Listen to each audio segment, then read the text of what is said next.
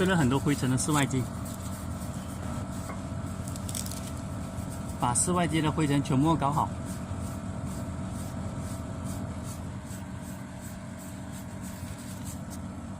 现在呢，这台空调的话就修好了。Hello， 大家好，我是家电维修小杨。客户说呢，这台空调不制冷，不制冷先了解一下。现在在开机的状态，下面呢给大家接上这个加血种的罐子，这样好测试一点。现在呢，它的血种不是很够，先看一下。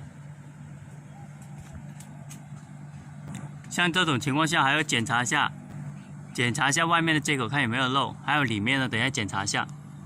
首先压缩机要工作，外面的风扇工作，再看一下其他地方有没有问题。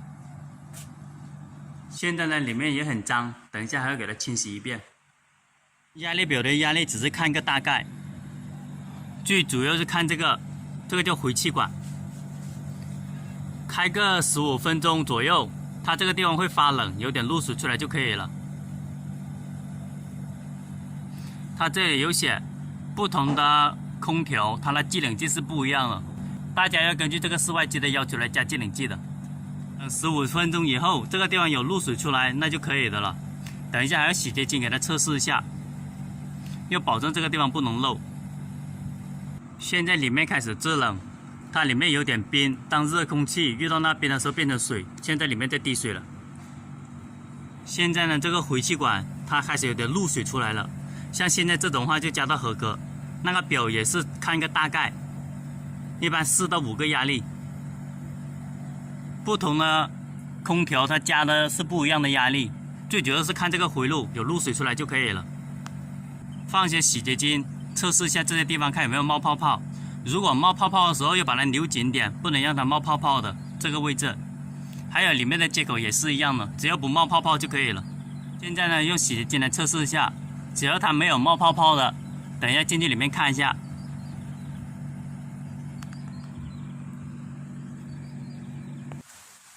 现在呢正在测试，加完了洗洁精以后，用这种普通的水把那洗洁精给清洗干净。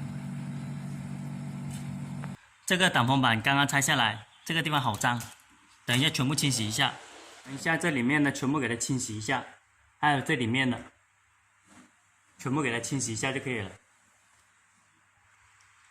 现在这台空调的话就清洗好了。现在室外机也要把它搞一下，把那个灰尘给清掉。飞了很多灰尘的室外机，把室外机的灰尘全部搞好。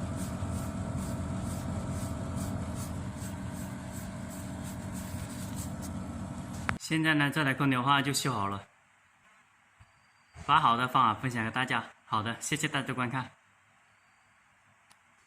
喜欢我视频的朋友，点一下关注和转发，谢谢大家。